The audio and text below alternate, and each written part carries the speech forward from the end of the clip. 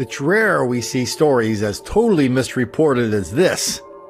So up in Seattle, a young high school kid's walking around the streets. I think he just got off a bus. A fella came up to him, kicked him in the back. Next thing you know, the fella stabbed him in the throat with a knife. Kid's on the ground. The fella's kicking this kid over and over and over in the head, face, the chest. Lots of blood all over the place.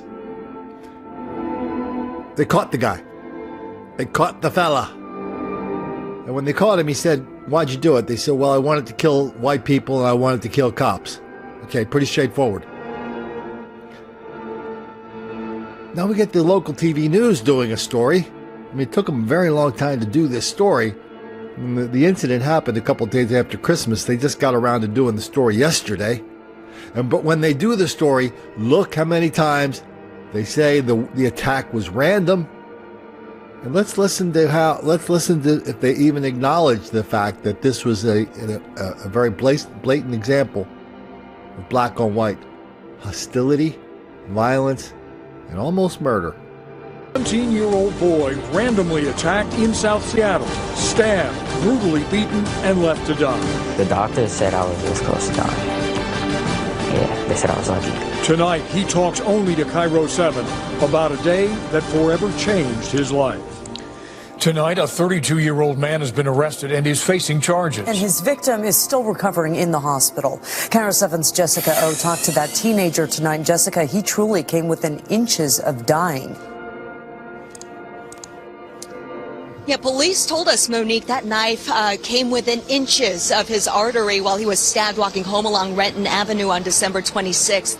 That 17-year-old has been at Harborview ever since, and tonight he walked us through this vicious and random attack from his hospital bed. This is the chain I was wearing when I got stabbed. It's like all bloody. It's hard to believe this teen was viciously stabbed, beaten, and left to die just 2 weeks ago. Mel Santiago may not feel like a survivor, but doctors say he's lucky to be here. This is a deep wound. The 17-year-old was walking along Renton Avenue after taking his driver's test just 2 days after Christmas. He was almost home when police say this man walked up and started kicking Mel for no reason. He keeps following me, and he kicks me in the back again. I say, "What is your problem? Leave me alone." And I push him back, right? And then as I'm turning around, he swings at me, at my neck, and like at first I thought it was a punch, but like after that punch, like I just lost control of my body. Seattle police say he kept kicking Mel in the head even after he went down. Mel's dad came to the scene horrified to find his son in a pool of his own blood.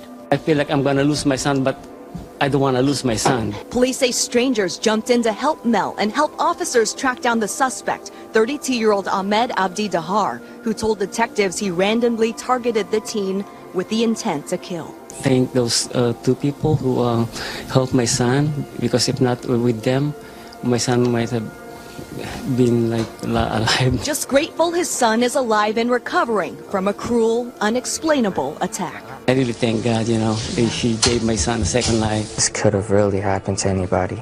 He was...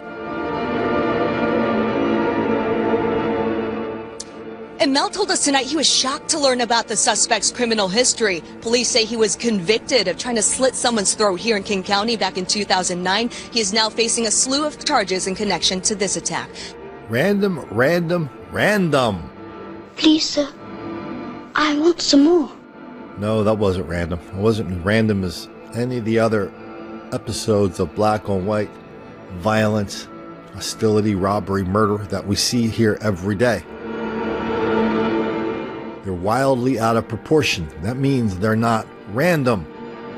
Get it? That's just as true in Seattle as it is in New York City. And it's true whether or not it does make the black kids angry.